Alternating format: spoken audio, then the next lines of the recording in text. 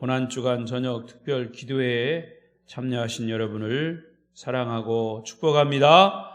우리 옆 사람과도 인사하십시다.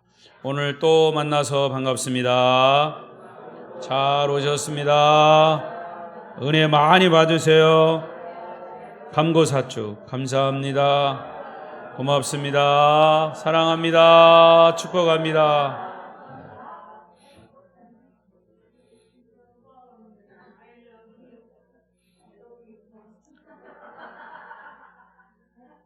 오늘도 혹시 비대면으로 영상 예배로 드리시는 분이 있으면 역시 그 가운데도 주님의 은혜가 함께 하시기를 바랍니다.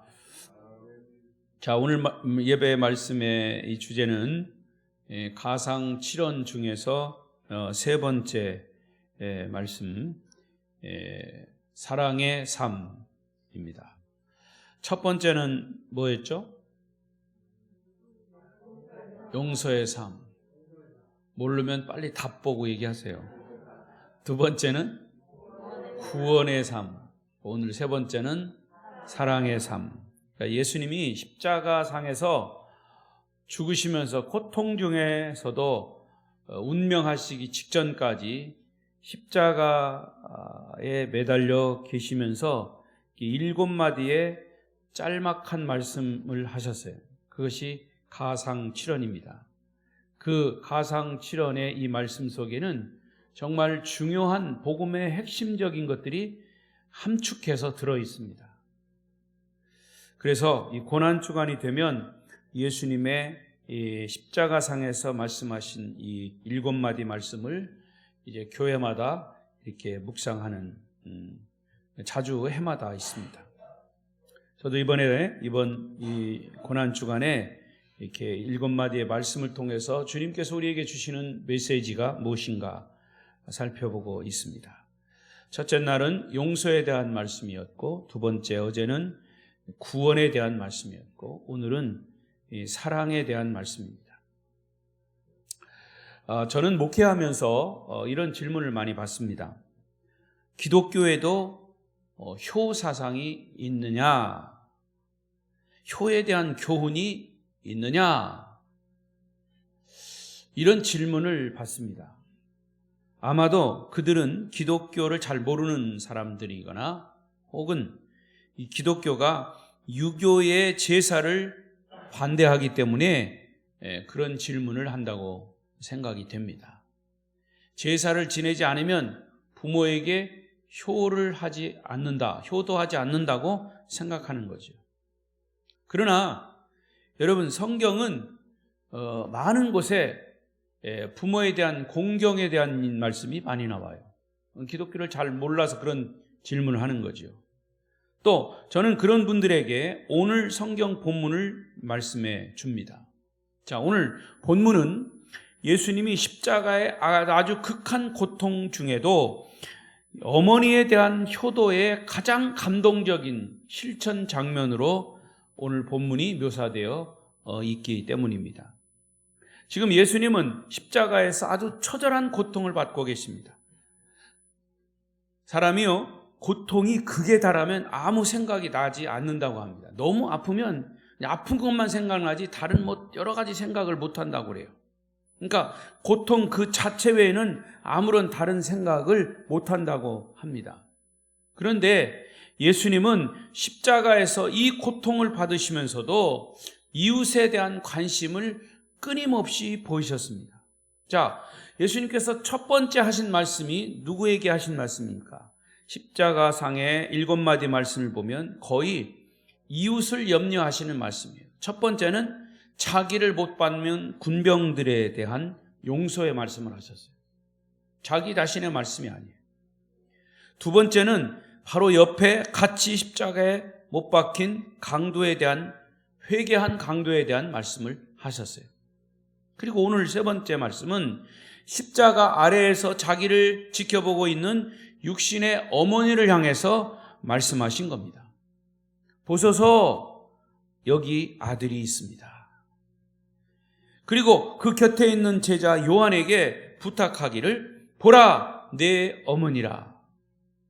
보라, 내 어머니라 한 말 속에는 요한아, 내 어머니로 섬겨다오. 그런 뜻입니다. 그냥 보라, 우리 어머니를 쳐다보라, 뭐 이런 의미가 아니고 우리 어머니를 좀 잘 돌봐달라, 섬겨달라 하는 그런 뜻이에요. 역시 십자가상에서 고통을 당하고 계신 예수님이 바로 자기의 고통 때문에 이 정말로 아픔을 얘기하는 것이 아니라 바로 이웃을 얘기하는 겁니다. 그것도 자기 어머니에 대한 말씀입니다. 이 말씀 속에 이 기독교의 아가페 사랑이 고스란히 담겨 있습니다. 자, 아가페 사랑이 뭡니까?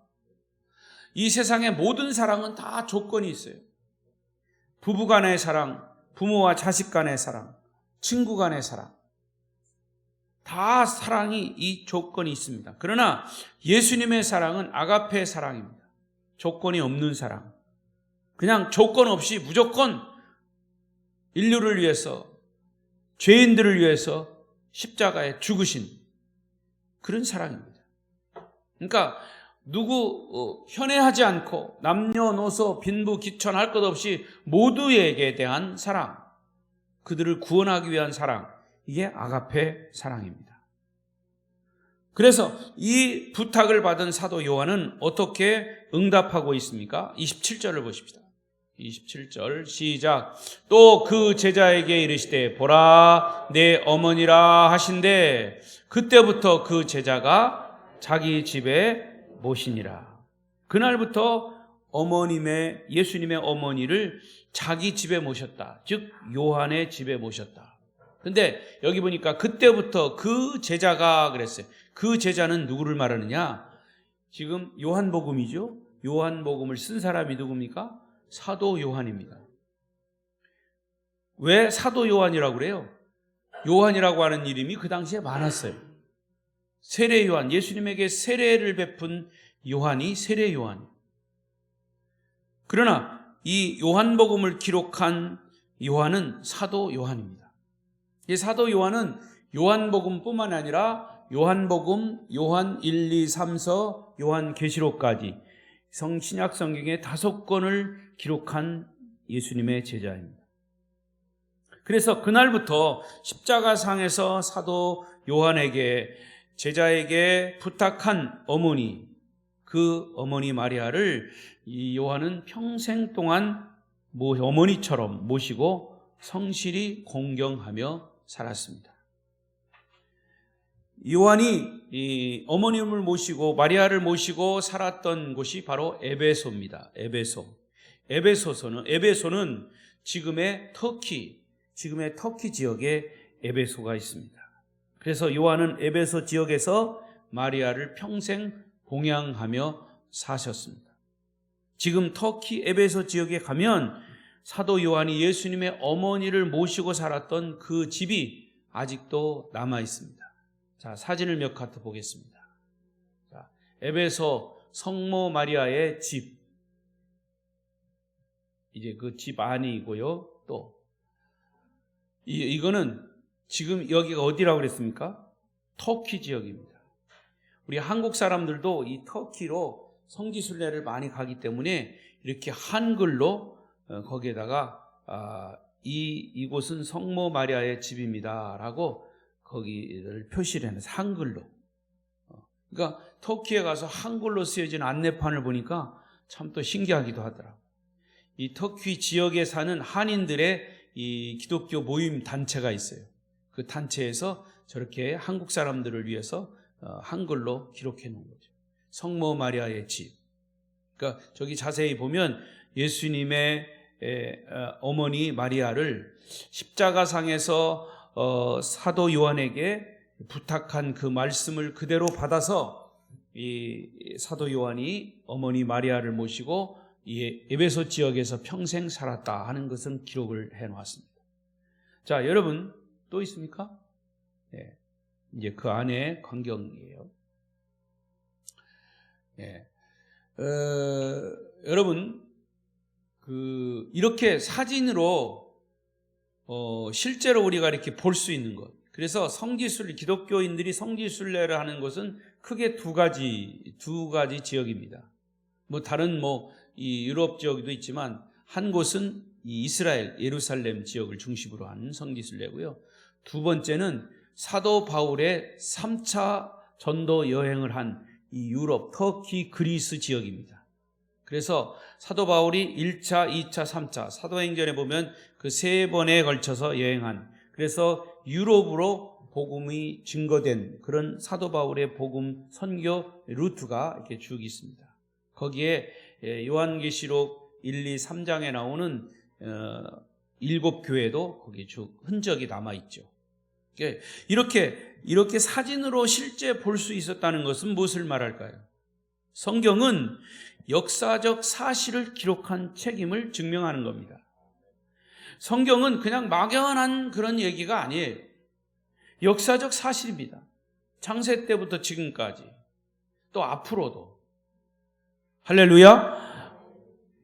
자, 이 얘기를 하려면 다른 방향으로 가기 때문에 거기까지만 하고, 자, 그러면 사도 요한은 자기 어머니도 아닌 예수님의 어머니를 내 어머니처럼 섬겼다는 것은 혈연 관계에 있는 사람들끼리만 효도하는 그 효의 한계를 뛰어넘은 사랑의 삶을 산 자다, 이렇게 말할 수 있습니다. 자, 그러면 사도 요한으로 하여금 이 사랑의 삶을 살게 한 그 비밀이 무엇일까? 세 가지로 요약해 볼 수 있습니다. 그 질문을 오늘 말씀 속에서 답을 함께 찾아보겠습니다.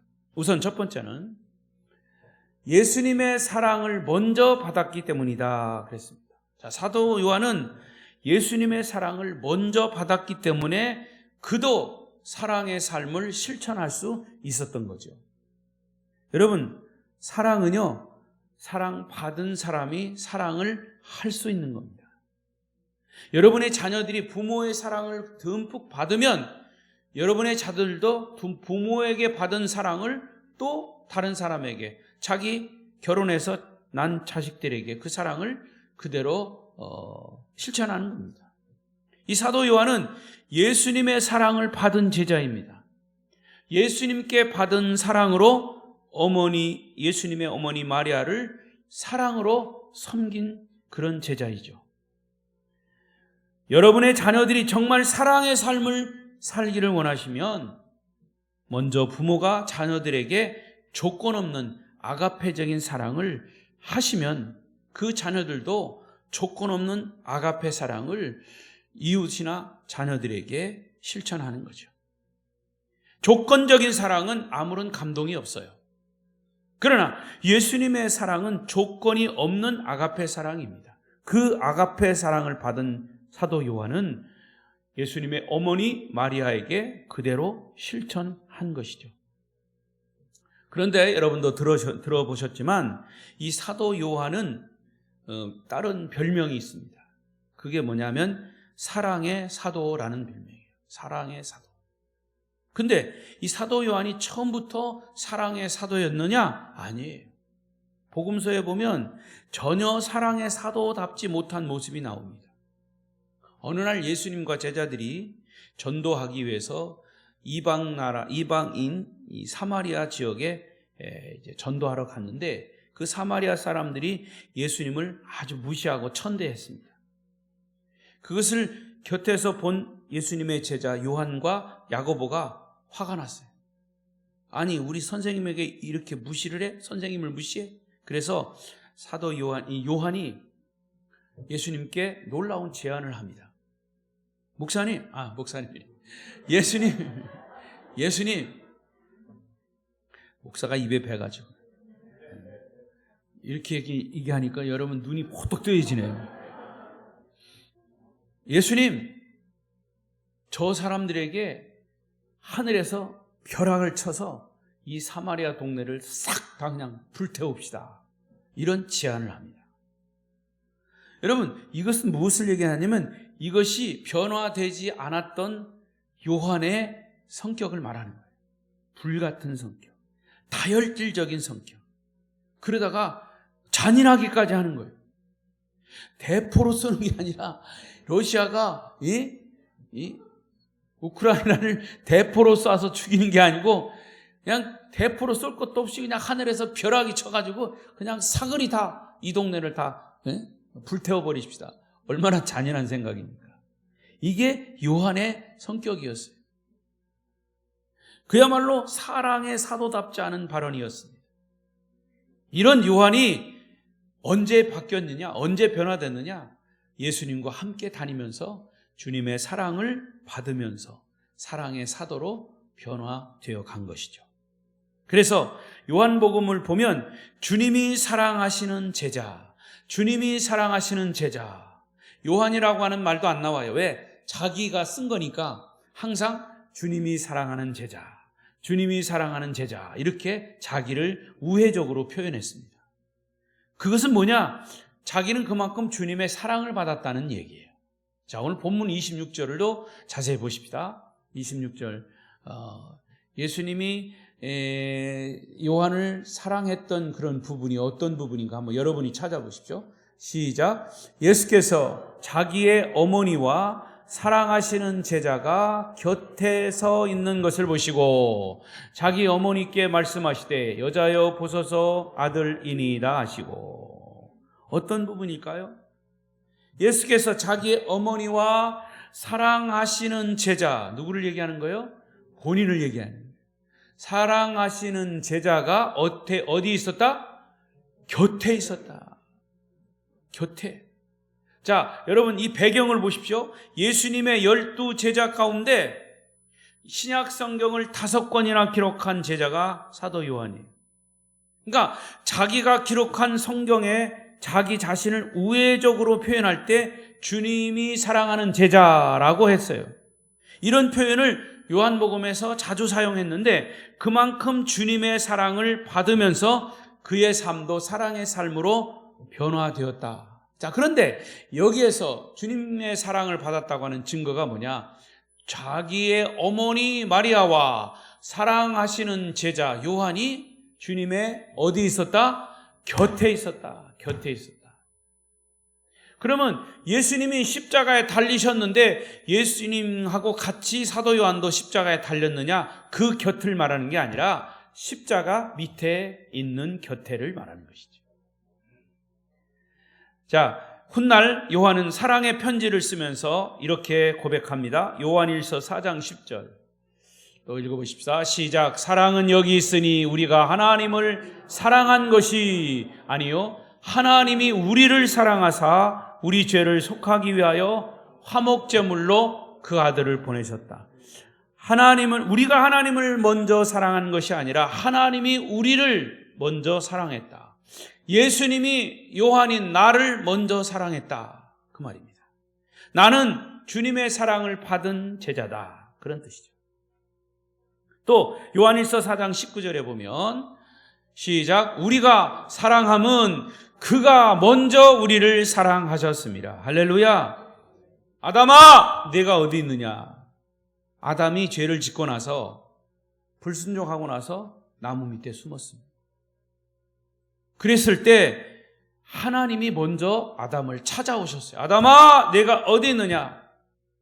내가 지금 졸고 있구나. 그렇게 말씀하신 것이 아니라 나무 밑에 숨어 있었어요. 하나님이 아담을 찾아오신 거예요. 하나님이 여러분을 먼저 찾아오신 줄로 믿습니다. 그래서 우리가 구원받은 거예요. 목사님 아닌데요? 내가 누구 전도받고 왔는데요? 물론 전도받고 왔지만 그것은 여러분이 찾아오신 거라고 생각되지만 영적인 배경을 생각해 보면 아니에요. 하나님이 여러분을 그 전도한 사람을 통해서 주님 앞으로 나와 구원받게 하신 줄로 믿습니다. 따라서 예수님의 사랑을 받은 여러분도 다른 사람을 사랑하며 사시기를 축복합니다.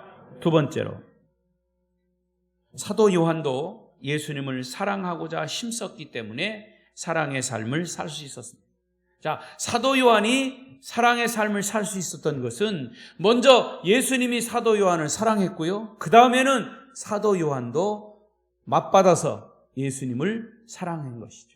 읽어보십시다. 시작. 사도 요한도 예수님을 사랑하고자 했기 때문입니다. 자, 사랑은 틀림없이 주고받는 것입니다.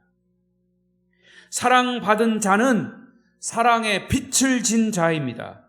그래서 그 사람은 그 사랑의 빛을 갚아야 할 의무가 있습니다. 그런데 사람들은 빚 안 갚아요. 돈 꿔 죽어도 그 돈 꿔준 것을 못 받아요. 빚을 줬는데도 빚 안 갚아요. 배짱이에요. 더더군다나 사랑을 받았음에도 불구하고 그 사랑의 빚을 안 갚는 거예요. 여러분, 우리가 왜 이스라엘을 구원하고 이스라엘을 위해서, 회복을 위해서 기도해야 되느냐? 우리는 사실은 그 유대인들, 이스라엘 사람들의 사랑의 빚을 진 자들이기 때문에 그 빚을 갚아야 됩니다. 기도로 갚고 이스라엘을 축복하는 것으로 갚고 해야 합니다. 마찬가지로 사도 요한은 주님께 받은 사랑을 갚기 위해서 더 열심히 주님을 따랐습니다. 자, 본문 26절 아까 읽었죠? 다시 보겠습니다. 26절 시작. 예수께서 자기의 어머니와 사랑하시는 제자가 곁에 서 있는 것을 보시고, 거기까지. 지금 십자가에 매달려 고통을 받고 피를 흘리고 계신 주님 곁에 가까이 서 있는 유일한 제자. 자, 다시 배경을 보시면 12제자 가운데 유일한 제자는, 예수님 곁에 있는 제자는 사도 요한밖에 없어요. 마태복음에 보면 예수님께서 로마 병정들에게 딱 체포당하는 순간 주님을 따랐던 12제자는 다 도망갔어요. 베드로는 멀찍이 있었다. 그것도 도망간 거나 마찬가지.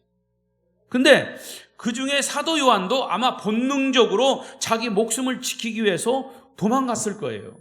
마태복음에 보면 하나도 안 남았어요. 그러나 그는 지금 다시 십자가 곁으로 돌아왔어요. 왜 그랬을까? 주님께 사랑의 빛을 진 사도 요한은 주님을 더 이상 배신할 수가 없었던 거예요. 그리고 피 흘리시며 고통당하시는 주님 곁에 서 있었던 것이죠. 그래서 본문 25절을 다시 보겠습니다. 25절 시작. 예수의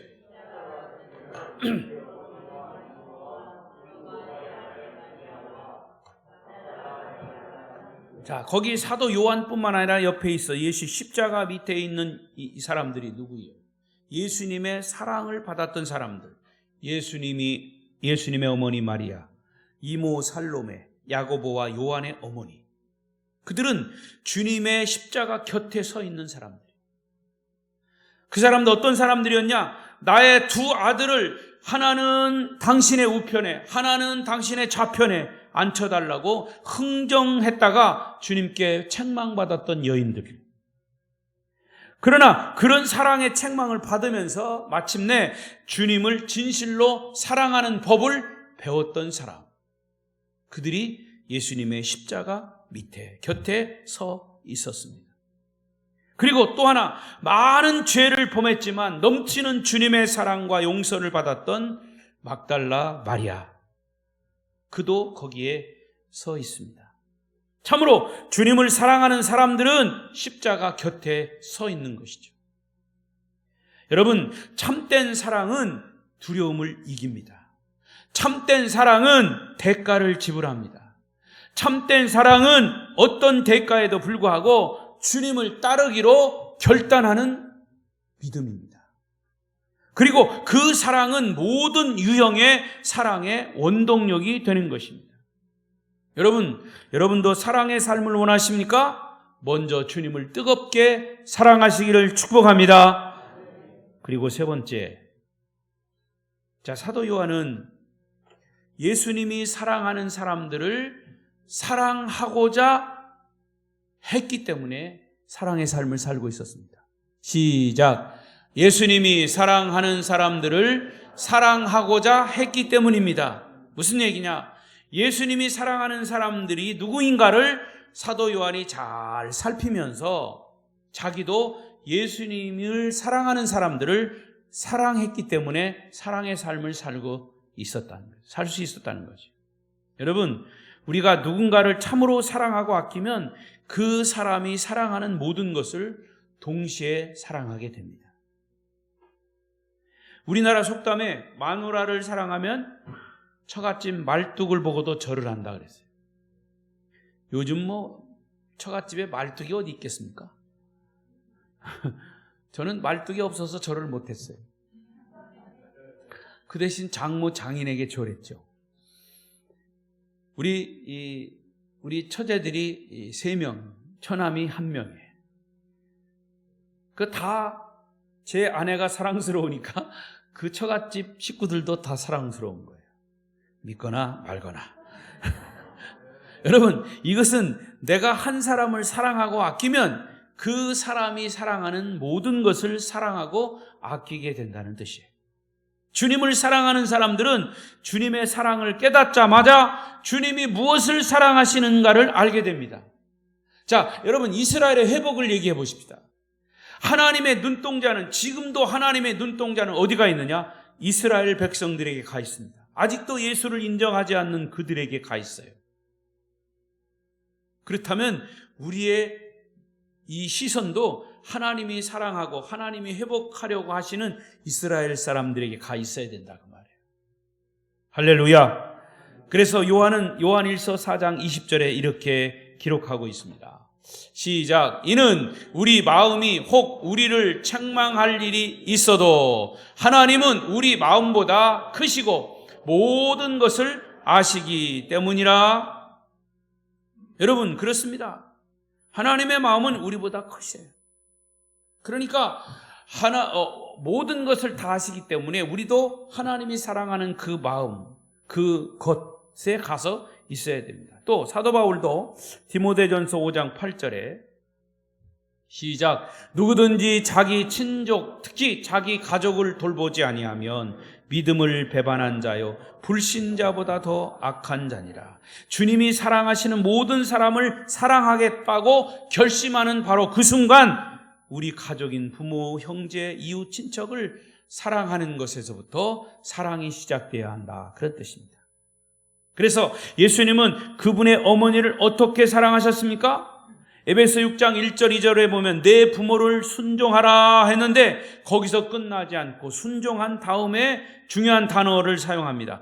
내 아버지와 어머니를 공경하라 그랬어요. 공경이라고 하는 말. 여러분, 공경이라고 하는 말은 가치를 귀하게 여긴다. 가치를 귀하게 여긴다. 시작. 그게 뭐라고요? 공경이라고 하는 말이에요. 내게 주신 부모님들을 인간으로서의 가치를 가장 최고의 귀하게 여기는 것, 무게 있게 생각하는 것이 공경이라는 뜻입니다.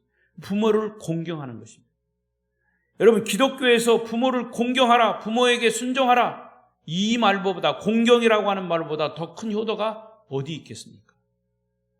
주님은 그 십자가의 고통 중에서도 자기 어머니를 향해서 어머니라고 하는 표현보다는 뭐라고 그랬습니까? 여자여라고 하는 표현을 썼어요. 이게 우리말의 표현이라 어떻게 보면 경박스럽게 들릴지 모릅니다. 사실 이 헬라어의 원어에 보면 이 여자여라는 말은 구나이라는 표현이에요. 구나이라는 단어예요. 구나이. 근데 이 단어는 원래 왕후나 여왕에게 사용되는 아주 최상의 경칭이에요. 이 영어로 표현하면 마담?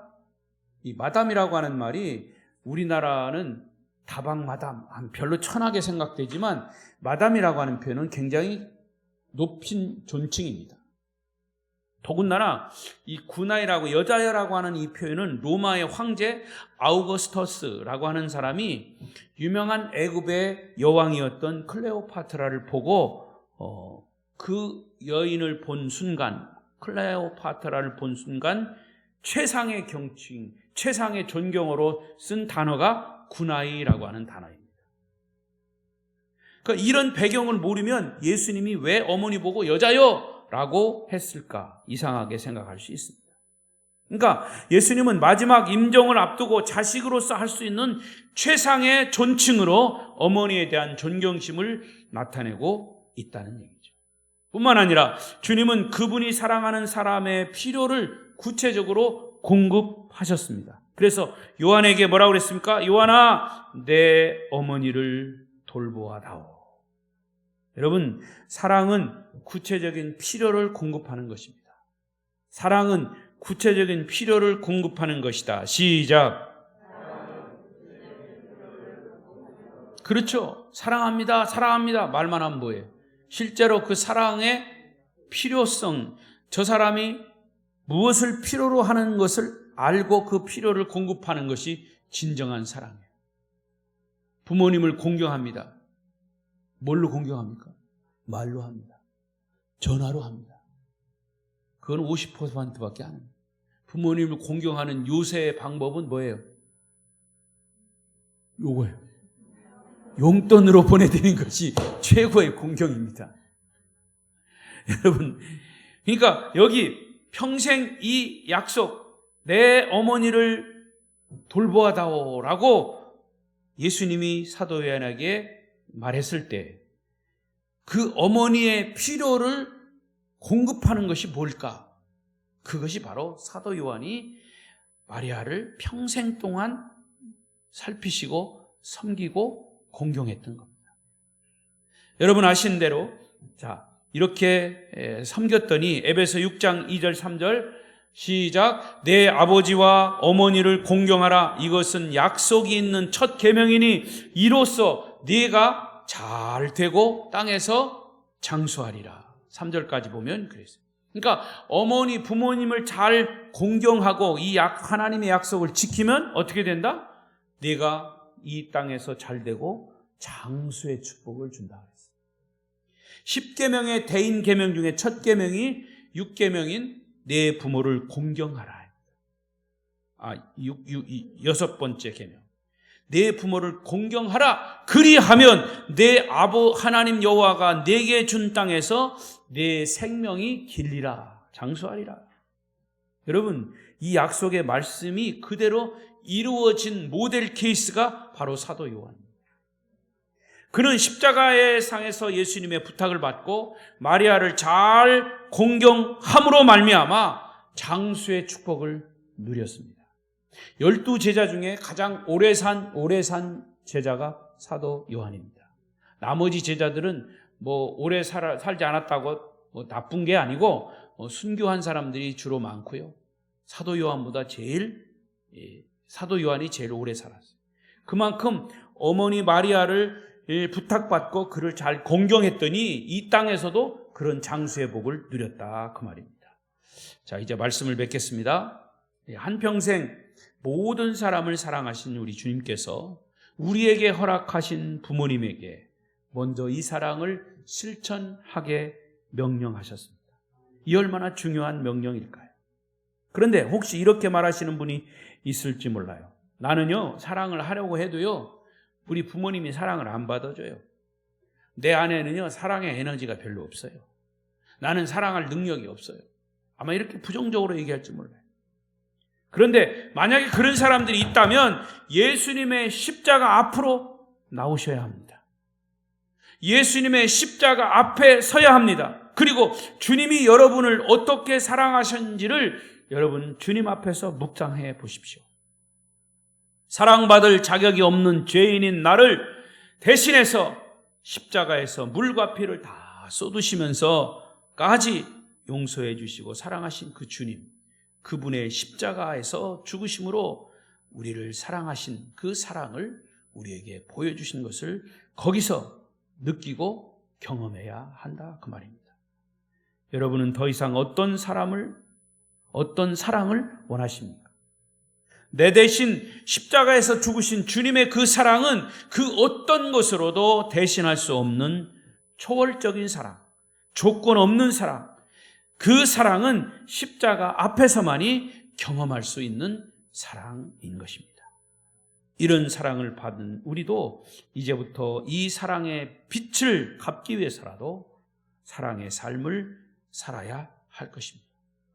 주님께 받은 사랑을 다른 이웃에게 빛을 갚는 심정으로 사랑의 삶을 사시는 아름다운 교회 성도들이 되시기를 축복합니다. 축복합니다. 기도하겠습니다. 이 시간 우리 통성으로 기도하십시다.